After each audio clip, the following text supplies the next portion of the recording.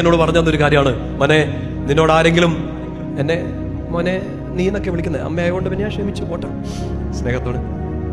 അമ്മയോട് പറഞ്ഞൊരു കാര്യമാണ്, അതായത് ഇപ്പം ഞങ്ങൾ അച്ഛന്മാരൊക്കെ കേൾക്കുന്നല്ല കേട്ടോ, കുഞ്ഞുകാര്യമൊന്നുമല്ല, കുഞ്ഞുകാര്യമാണെന്നാലും പുരോഹിതർക്ക് അതൊരു വലിയ കാര്യമൊന്നും ആയിരിക്കില്ല. ചിലപ്പോൾ നന്നായിട്ട് അത് മനസ്സിലാക്കിയിട്ടുള്ളതുകൊണ്ട് അച്ഛന്മാർക്കൊക്കെ നന്നായിട്ട് അറിയാം. അമ്മയോട് പറഞ്ഞൊരു കാര്യമാണ്, അതായത് ഇപ്പം അച്ഛന്മാരോട് ഒത്തിരി പേര് ആൾക്കാർ പ്രാർത്ഥന നിയോഗങ്ങൾ പറയുമല്ലോ, കുർബാനയ്ക്ക് പോകുമ്പോൾ ഇല്ലെങ്കിൽ പ്രാർത്ഥിക്കാൻ പോകുമ്പോൾ എൻ്റെ ഈ നിയോഗം ഓർക്കണേ. അമ്മയോട് പറഞ്ഞൊരു കാര്യമാണ്, അതൊരു ദൈവദൂത് പോലെ ഞാനത് ഏറ്റെടുത്തിട്ടുണ്ട്. അതായത് നമ്മൾ ഏത് ആരാധനക്രമത്തിൽ മലങ്കരയോ മലബാറോ ലാറ്റിൻ ആരാധനക്രമത്തിൽ ബലിയർപ്പിക്കുമ്പോഴും പുരോഹിതൻ വിശുദ്ധ കുർബാന സ്വീകരണത്തിന് മുമ്പ് ആ ഈശോയുടെ ശരീരം മുറിക്കുന്നുണ്ടല്ലേ,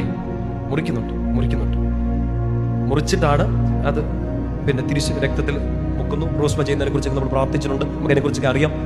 ലത്തീൻ ആരാധനക്രമത്തിലാണെങ്കിൽ എടുത്തുയർത്തി ജീവിക്കുന്ന ദൈവത്തിന്റെ കുഞ്ഞാട് ലോകത്തിന്റെ പാപങ്ങൾ നീക്കുന്നു എന്നൊക്കെ പറയുന്നുണ്ട്. എല്ലാ ആരാധനക്രമങ്ങളിലും ഈ മുറിക്കുന്നൊരു ശുശ്രൂഷയാണ്.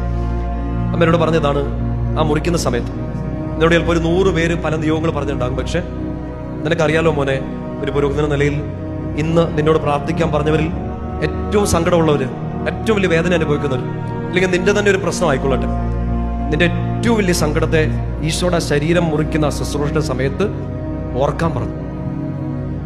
പാവൊരമ്മയുടെ തിയോളജിയാണ്. ആ സമയത്ത് അത് മുറിക്കണം. ഈശോയുടെ ശരീരം മുറിയപ്പെടുന്ന സമയം, അങ്ങനെ മുറിക്കാൻ പുരോഹിതനൊരു അനുവാദവും അനുഗ്രഹവും കിട്ടുന്ന ഒരു സമയം, നീ അപ്പം മുറിക്കുന്നത് അപ്പമല്ല, ആ സമയം അപ്പം മുറിക്കുന്ന സമയത്ത് അപ്പോൾ തന്നെ ആ പ്രശ്നം മുറിയപ്പെടും. എനിക്ക് പറയാനൊരു 100 കണക്കിന് സാക്ഷ്യമുണ്ട്. അതായത് വിശുദ്ധ കുർബാന മുറിക്കുന്ന, ഈശോയുടെ ശരീരം മുറിക്കുന്ന സമയത്ത് ഒരു പ്രത്യേക നിയോഗം പറയുമ്പോൾ അത്ഭുതങ്ങളും അടയാളങ്ങളും ഞാൻ കണ്ടിട്ടുണ്ട്. പറഞ്ഞേ ഹല്ലേലൂയ.